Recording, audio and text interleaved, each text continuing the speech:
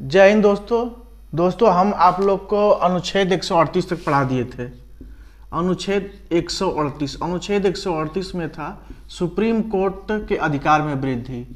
Supreme court के अधिकार में वृद्धि, कोर्ट के अधिकार में वृद्धि,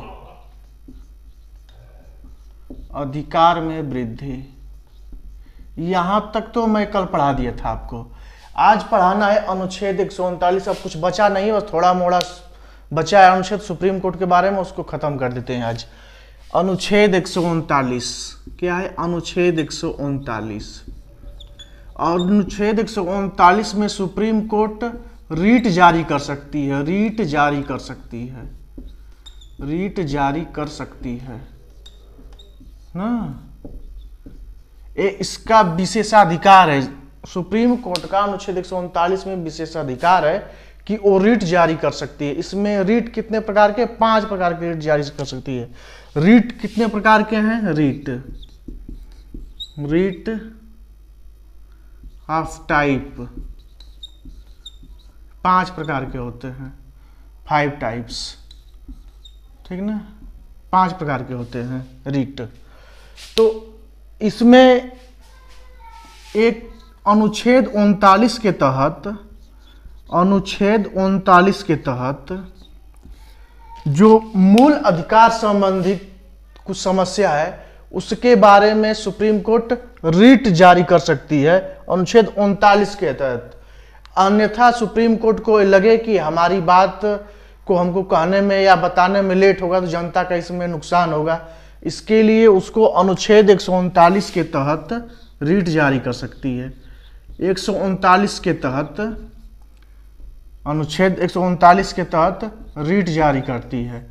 तो अनुच्छेद 139 में क्या है? रीट जारी कर सकती है। रीट 139 में सुप्रीम कोर्ट का अधिकार है, ठीक। तो अब 140, अनुच्छेद 140 कुछ खास नहीं है। इसमें क्या है कि यदि कोई कानून नहीं बना है तो सुप्रीम कोर्ट उसको देख सकती है, और जब तक कि संसद उसको कानून न बना दे तब तक सुप्रीम कोर्ट अपने लेकर काम करेगी। 140 कुछ खास नहीं है। अब देखते हैं 141 खास है। 141 यह सी का नियम, सुप्रीम कोर्ट का नियम। अनुच्छेद 140, अरे अनुच्छेद 141 ना, अनुच्छेद 141। सुप्रीम कोर्ट नियम बना सकती है। सुप्रीम कोर्ट नियम बना सकती है, नियम बना सकती है। देखिए, सुप्रीम कोर्ट नियम बना सकती है, और जब सुप्रीम कोर्ट नियम बना देगी, सुप्रीम कोर्ट नियम बना देगी तो इसको हाई कोर्ट और डिस्ट्रिक्ट कोर्ट दोनों को मानना पड़ेगा, ठीक।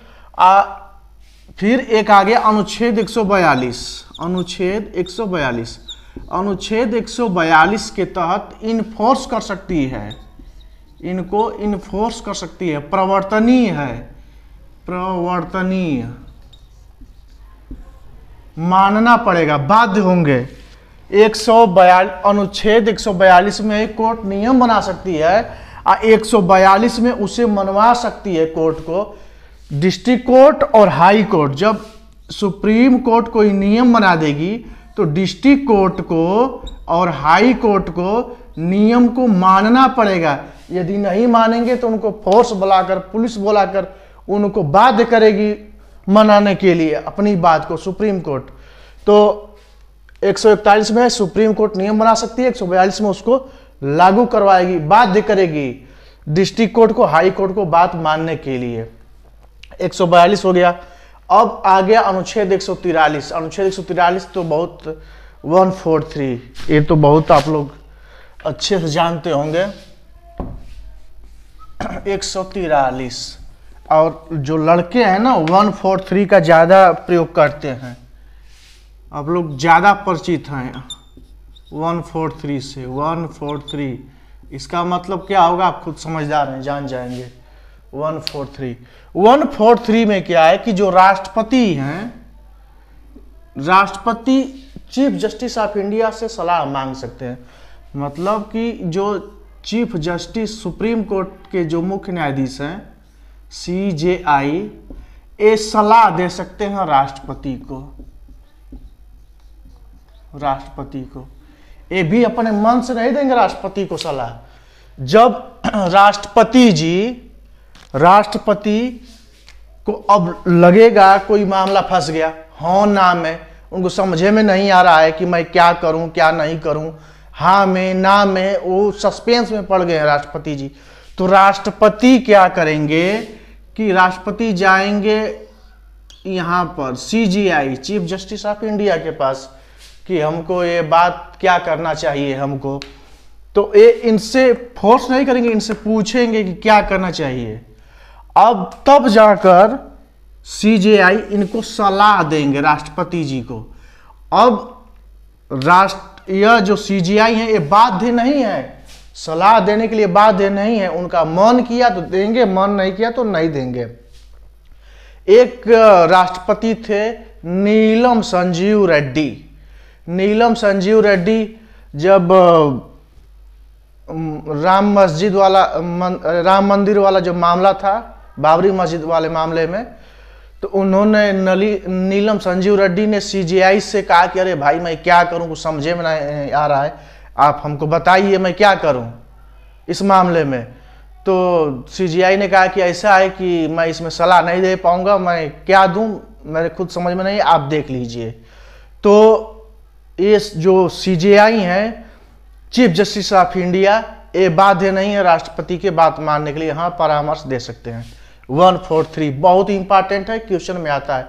139 रीट जारी कर सकती है, ये भी इंपॉर्टेंट है। 143 ये भी इंपॉर्टेंट है, हमेशा एग्जाम में आता रहता है, ठीक ना। अब नेक्स्ट करते हैं। देखिए अब तो इसमें सुप्रीम कोर्ट का हमने सब समाप्त कर दिया, जो अनुच्छेद था वो खत्म हो गया। लेकिन एक चीज है, सुप्रीम कोर्ट हमेशा गोपनीयता को वो करती है, वो सर पर रखती है गोपनीयता को, क्योंकि सुप्रीम कोर्ट में किसी का कुछ चलता नहीं है। सुप्रीम कोर्ट में किसी नेता का चाहे किसी का भी सुप्रीम कोर्ट में कुछ चलता नहीं है। जो भी डरते हैं, नेता भी डरते हैं, सुप्रीम कोर्ट से ही डरते हैं। ये प्राइवेसी को मेंटेन करते हैं। प्राइवेसी मीन्स गोपनीयता। गोपनीयता देखिए, ये जो सुप्रीम कोर्ट होते हैं वो अपने जजों को, जो भी उसमें काम करने वाले कर्मचारी हैं, उनको वेतन खुद देती है। वही वेतन कौन देगा? सुप्रीम कोर्ट ही देता है। सरकार क्या करेगी कि सरकार दे देगी इतना करोड़ रुपया सुप्रीम कोर्ट को दे देगी। अब किसको कितना वेतन चाहिए, इस सुप्रीम कोर्ट का मतलब कमेटी है, वही डिसाइड करेगा किसको वेतन कितना चाहिए। फिर एक है नियुक्ति। जो इनकी नियुक्ति है ये SSC के थ्रू नहीं होती है, SSC के थ्रू नहीं होती, ये खुद कोर्ट ही निकालती है नियुक्ति, और वही अपने हिसाब से नियुक्ति यहाँ पर करवाती है। और तीसरा इसमें क्या है, यदि किसी को सस्पेंड करना है, चाहे प्रमोशन करना है, ठीक ना, प्रमोशन या सस्पेंड, किसी नेता के दबाव में आकर नहीं करते हैं, वो अपने हिसाब से करते हैं, ठीक ना। और जो ट्रांसफर है, और कर्मचारियों को ट्रांसफर जैसे भेज दिए इलाहाबाद हाई कोर्ट से सीधे मद्रास हाई कोर्ट भेज दिए, तो ट्रांसफर भी अपने ही करते हैं। इनकी कमेटी होती है, वही करते हैं, सारे काम यही करते हैं। तो जब एक काम जब खुद करेंगे तो किसी से डरेंगे नहीं। कैसे डरना? जैसे मान लीजिए कोई आदमी है हमारे घर काम करता है, तो वो मुझसे डरेगा। लेकिन जैसे आप घर पे मान लीजिए मम्मी पापा हैं, तो आप अपने मम्मी पापा से डरेंगे कि दूसरे के मम्मी पापा से डरेंगे, उनको चिढ़ा कर भाग जाएंगे आप ना। तो डर अपने से होता है। तो जैसे पुलिस है, पुलिस क्या करेंगे, वो डरते हैं सरकार से। क्यों डरते हैं कि अरे प्रमोशन है, विधायक जी हमके प्रमोशन दा, मतलब चढ़ में गिरे रहते हैं, एकदम नस्तमक मस्तक रहते हैं सरकार के सामने, क्योंकि वो नहीं करेंगे तो सस्पेंड हो जाएंगे या ट्रांसफर हो जाएगा। मान लीजिए कि यदि कोई दरोगा है, बहुत मनमानी कर रहा है, अपने हिसाब से काम कर रहा है, तो उसको देख लेंगे कि हाँ इनका परिवार कहाँ है, यहाँ रहता है, तो उठा कर भेज देंगे ऐसा जगह कि परिवारों से भी नहीं मिल पाएंगे। मान लीजिए डीएसपी हैं, उनको उत्तर प्रदेश के हैं, उत्तर प्रदेश में रहना चाहिए, इनको उठाकर भेज देगा एकदम बंगाल में भेज देगा, जाइए वहाँ समझिए, एकदम सीधा स्टेट बाहर कर देंगे गवर्नमेंट, ठीक है। तो ये लोग इसीलिए गुलाम रहते हैं सरकार के। लेकिन कोर्ट क्या है, सरकार की गुलाम नहीं होती है, नेता की गुलाम नहीं होती है, इसीलिए अपने हिसाब से प्राइवेसी ये करता है। अच्छा एक चीज इसमें और है, कैवेट और एडमिट केस, बस ये चीज बता दें, इसके बाद खत्म हो जाएगा। एडमिट और कैवेट ना, कैवेट क्या होता है देखिए, सबसे पहले कोई मुकदमा लिखा जाता है ना, सबसे पहले कोई मुकदमा लिखा जाता है तो डिस्ट्रिक्ट कोर्ट में 3 कोर्ट होते हैं ना, डिस्ट्रिक्ट कोर्ट, हाई कोर्ट, एक सुप्रीम कोर्ट, 3 कोर्ट होते हैं 3 कोर्ट हैं।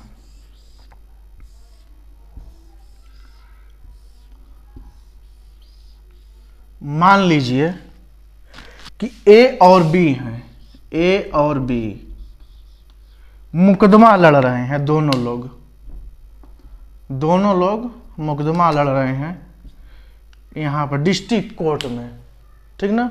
तो डिस्ट्रिक्ट कोर्ट में मान लीजिए कि ए जीत गया और बी हार गया, तो अब बी क्या करेगा, जब यहां से हार गया बी, तो बी अब यहां से जाएगा हाई कोर्ट में।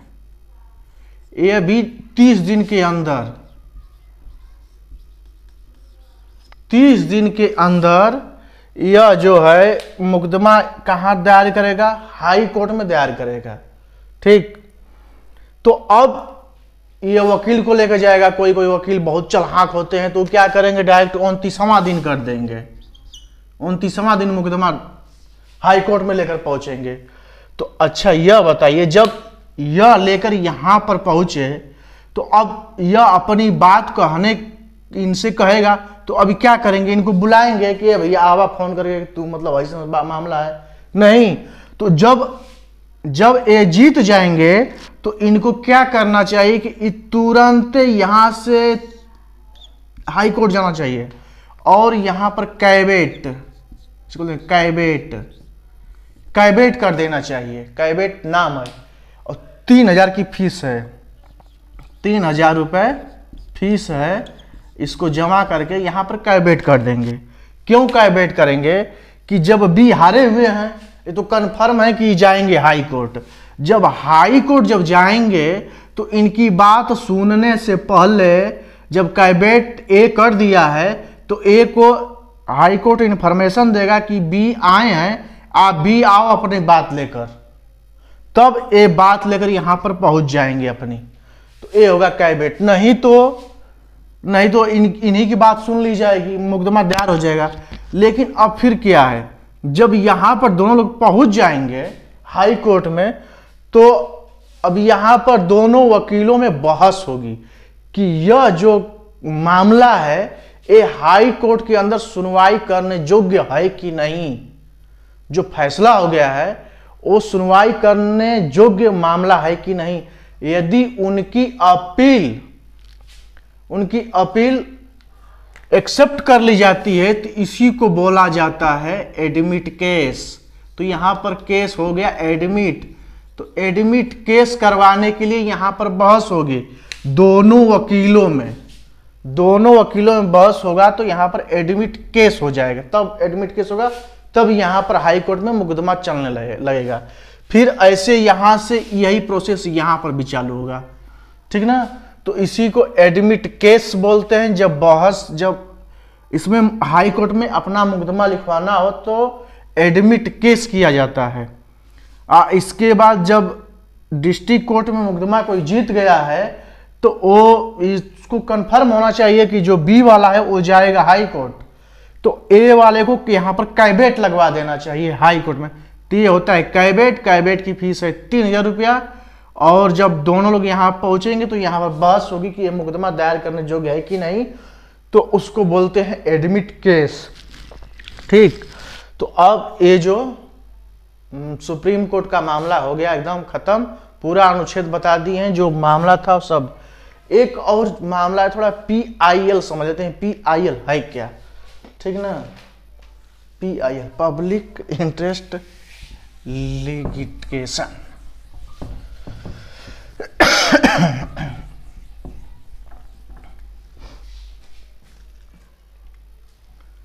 PIL, थोड़ा PIL क्योंकि PIL दायर किया जाता है हाई कोर्ट में, सुप्रीम कोर्ट में लोग दायर करते हैं। PIL public, PUBLIC public integration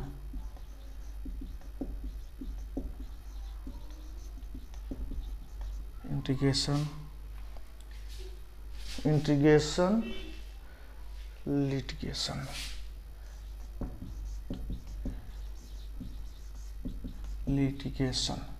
ठीक, पब्लिक इंटीग्रेशन इसको बोलते हैं जनहित याचिका। ठीक, PIL को बोलते हैं जनहित याचिका। जनहित याचिका किसे कहते हैं? जनहित याचिका उसे कहते हैं ऐसा मुकदमा जिसमें मेरा कोई लाभ न हो। ऐसा मुकदमा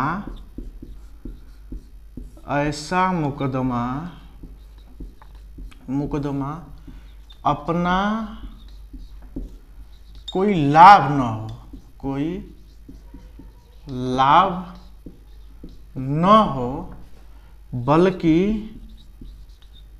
बल्कि सभी